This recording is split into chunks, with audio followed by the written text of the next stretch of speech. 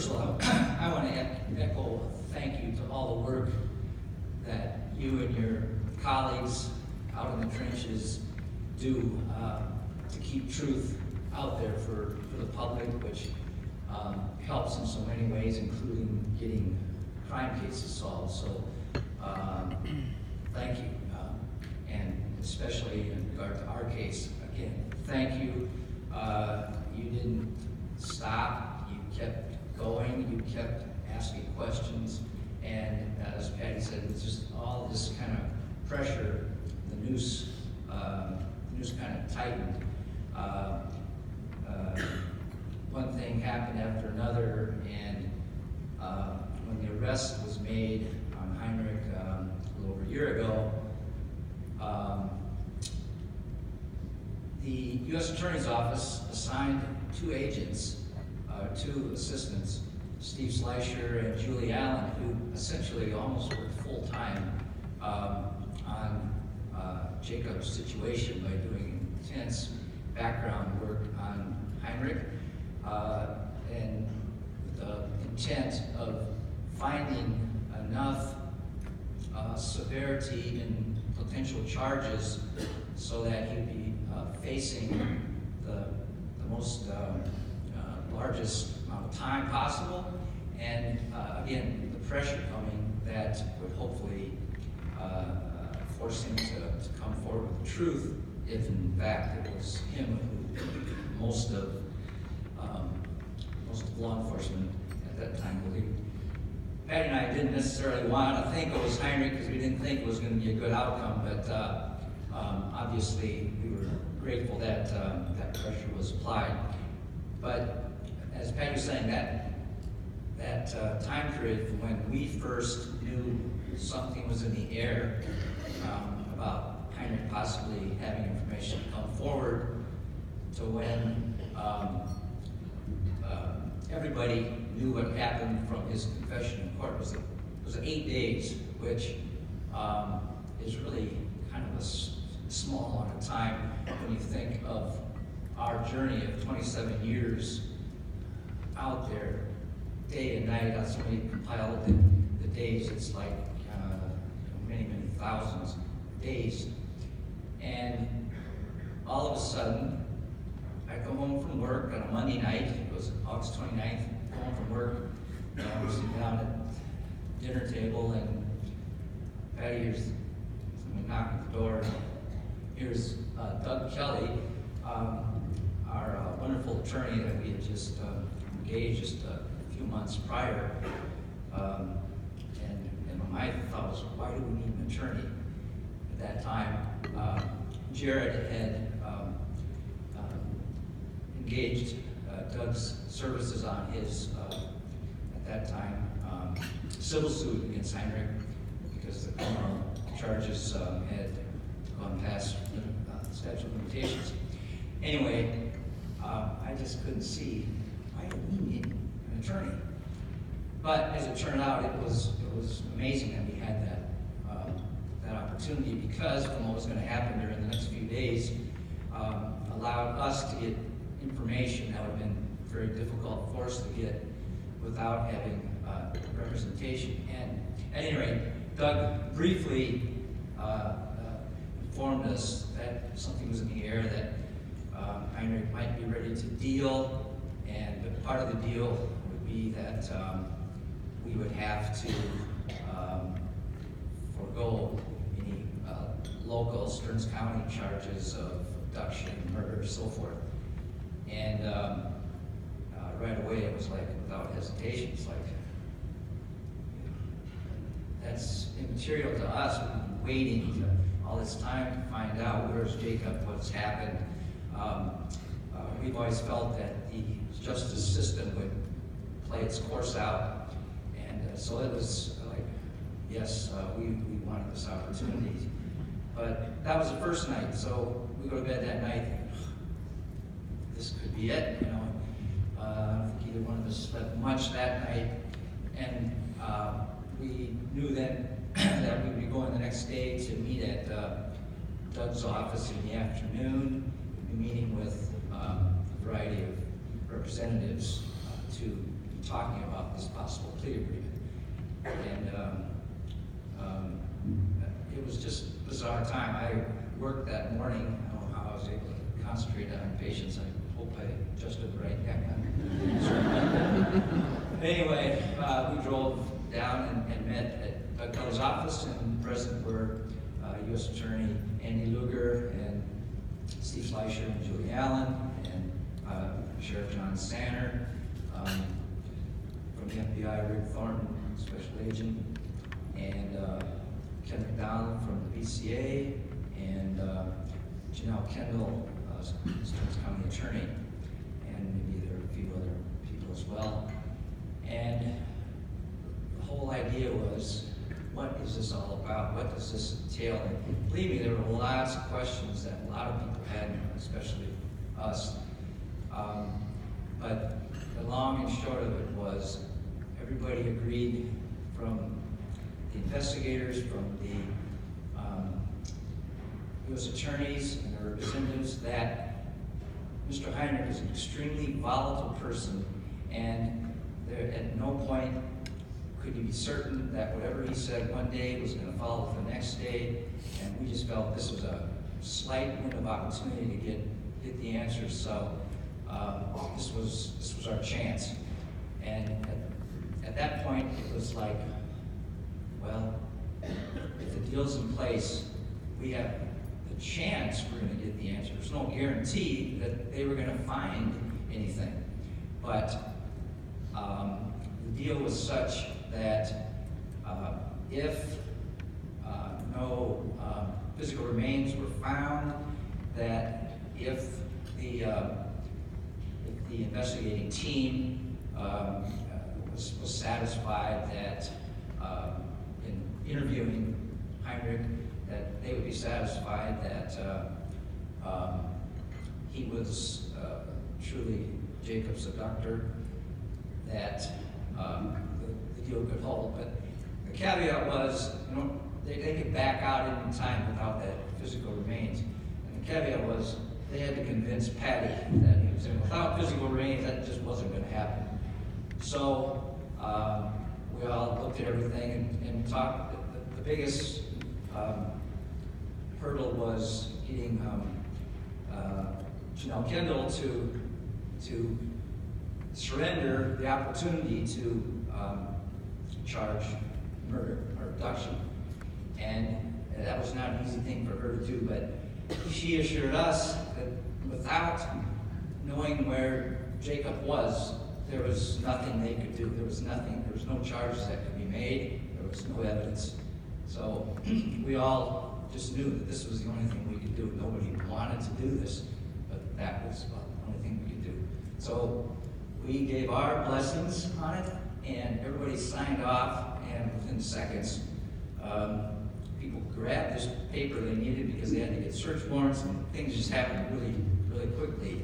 Started by the next morning, Wednesday morning, they actually took Heinrich out to Painesville, and he showed location, and not very long, they found the red jacket, which amazingly was actually, part of it was on the surface. Patty often says that this was the jacket surface and the initial site is, will come out in the court hearing the next few days ahead. So this jacket just wanted to make itself known. It's kind of crazy the way that worked. Anyway, found the jacket, and they found some other remains, and so right away they called Patty at home. I was actually having to work again, and say we found the jacket, and if you and Jerry would like, we would be very agreeable to you come over to Painesville and see where this is, and so we did. And as we were driving over to Painesville, up to that point, we had not told a soul, since knowing about this on Monday nights, and now it's Wednesday afternoon. You don't know. We then made a conference call to our 3 kids as we were driving over to Painesville, just to tell them what had happened so far. This is the first they knew about it. So we get to Painesville, and it's a very emotional scene. The sheriff, other people, BCA, Pam Jensen, who was a long time worked on our case, and Julie and Steve were there. Probably forgetting some people anyway. Emotional, lots of hugs. It was just a very kind of touching time. And we left there believing that everything was a done deal, and we were told that they had bone fragments of skull and teeth, and so it'd be a matter of doing DNA analysis of that. And so we left. We still were in Painesville, pull up on some side street, and we call our kids again and tell them what we actually knew at this point. And we were talking with the U.S. Attorney, and they were really trying to rush things along. They assumed they had all they needed at that point, and they actually wanted to have that court hearing that took place on Tuesday. They wanted to actually have it on Friday that week. And so we called Trevor and said, we need you to come back on Thursday night, because we're going to be going to court on Friday. And then mid-evening, Bruce Bechtel, who was chief deputy of Stearns County, had been at the site and came out and shared with us that it really had taken everybody's effort from day one to bring us to that conclusion. If the proper items of clothing and stuff weren't secured from Jared back in January of '89, those analyses would not have been able to be performed in whatever year that was, 2016, whenever the DNA was done. So we've heard different types of criticism along the way that it was a very, very mysterious whole case, and it just took everything coming together at the right time before it happened.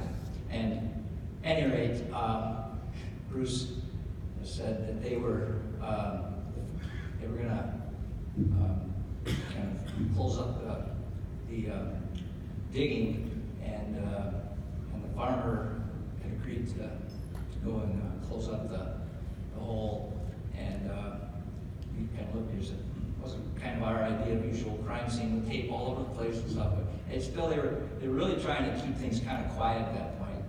But anyway, that was Wednesday, so we're not sleeping much now, or at least our kids know, and then Thursday comes.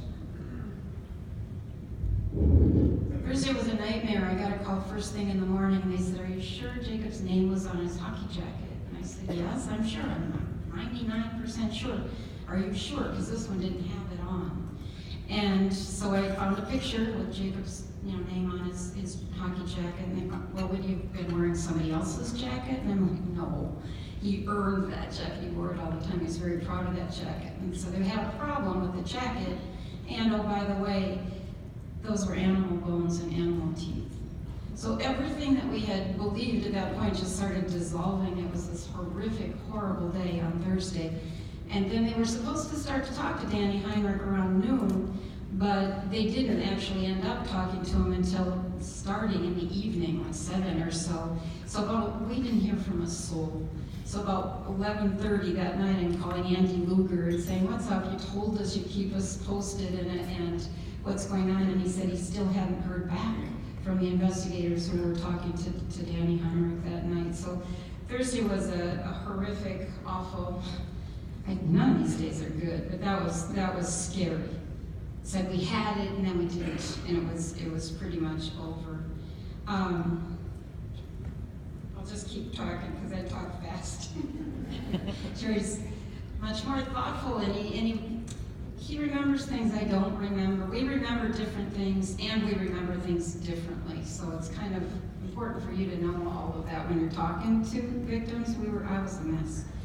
Friday, we didn't hear from anyone all day, but they did, fortunately, they hadn't closed up that site. You know, it was like, I couldn't believe, you mean it's not even a crime scene for 24 hours? Can't you? It was frustrating, but they went back to the site, and we called Aaron, and we also called Joy, and Doug called Jared, because nobody knew anything at this point. Within hours after us calling our family, our siblings, my sister's here, they didn't know anything. You know, Nancy has 2 boys, Jacob and Trevor's ages, so we've all been through an amazing journey, and we couldn't tell anybody because they said he could take it all back and he wouldn't be charged. We were scared. But we finally decided on Friday we had to tell them. The sheriff called around 5:30 to confirm that they had gone back and they had human remains, and they also found Jacob's soccer jersey with the number 11 and Wetterling on the back. So we knew. Saturday, we waited and waited for a press release. You know, when are you going to tell the rest of the world? Because we couldn't carry this any longer. Sunday, Jerry's family had a family reunion. He had a niece visiting from Georgia, and so we all kind of gathered on his side of the family in St. Paul. An interesting thing was we stayed in the Twin Cities. Like our kids wouldn't let us go home because after the media broke, they were like, you can't go home. It would be, everybody's everywhere. And at one point it was funny, we ran out of milk and it's like, I'll run and get some, and they just looked at me. Now you can. So we were kind of a little bit protected. Monday, which happened to be Trevor's birthday, we met at Doug's office with our kids, and we had invited Aaron along, and the sheriff told us what Danny had said had happened. He said also that the remains would be held till 21 days after the last appeal, so it would probably be January or after that we would have Jacob returning home. Tuesday was the hearing, and the whole world got to know what happened to Jacob. So less than 24 hours after we heard the news, it was all very public. My sister, my other sister, my brother, heard it in court that day because we couldn't tell. We were so afraid that this guy was going to renege on his promise. We've been stunned and numb as time went on. Everybody went back to work. Jerry went back shortly after. My one daughter's a teacher, the other one works with people with disabilities. Trevor's a realtor, and he went back to Colorado, and I had nowhere to go because this is my work. So part of my silence is trying to figure out who am I and where do I go with all of this. I learned an awful lot about missing and exploited children, and I know that kids come home. That part is true. We can't ever give up on the kids that are out there. I was heartened when middle December I got a chance to speak to the Florida Department of Law Enforcement. It's like our BCA. And I told the investigators, you never give up on missing kids. They're out there. We have to find them. And as you heard probably a week ago, the National Center for Missing and Exploited Children got a phone call, and Kamaya Mobley was returned to her parents after 18 years. She was stolen hours after she was born, and she got to come home. That's the truth. There are missing kids out there, and there may be cynics who don't believe in hope, but that is one of my truths that I know. And I also know that law enforcement trainings changed lives. When people have a response and they know what to do and where the resources are, kids come home quicker. And that's probably going to be one of my future continuances is just believing that we have to get the awareness out there and so everybody knows how to handle it. One of the last things I want to share, and Jerry can jump into, we watched as a group of soccer girls wanted to put an 11 on their jerseys for a tournament. And Jane and Allison at the Resource Center thought that's really cool. Yes, but they also knew that we had talked about Jacob all these years, and they put together 11 things that he stood for. You've probably heard them all. I'm just going to read them. Be fair, be kind, be understanding, be honest, be thankful, be a good sport, be a good friend, be joyful, be generous, be gentle with others, and be positive. That's who Jacob was. So they put that out, and these girls put it on their jersey, and pretty soon the Minnesota Twins, the Minnesota Vikings, the Wild, all of these sports people stood up for these 11 values. And I think it's so easy in our kind of cynical world to fight against. I'm against this and I'm against it. But what are you for? What are you for? And I think that this so clearly states the world that we're fighting for. The world that Jacob knew and believed in, the world that we still believe in. We refuse to let the man who took Jacob take anything else. You can't have that world. There's way more good people in the world. You're part of the good people in the world that are out after truths. I was in Springfield a couple weeks ago and I talked to my first community meeting in a long time. And the kids had made posters, and the one that says, "Be gentle with others," was hanging over the doorway. And these kids made it out of Band-Aids. Be gentle with others.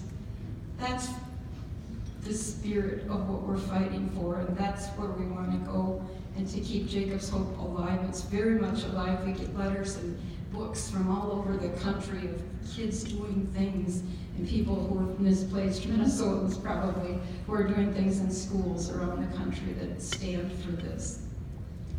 So what we wanted to share was a little bit of our very quick 8 days, and I think we are willing to take questions, but I know that we're kind of running towards the end of the time. But I did want to thank Amy Klobuchar. She's been just an incredible gift and friend throughout all of this as well. And Mike, thank you. People in Painesville have gone through a lot. There's a lot of healing that needs to happen, and you can be part of that healing. I know you're doing that. Thank you.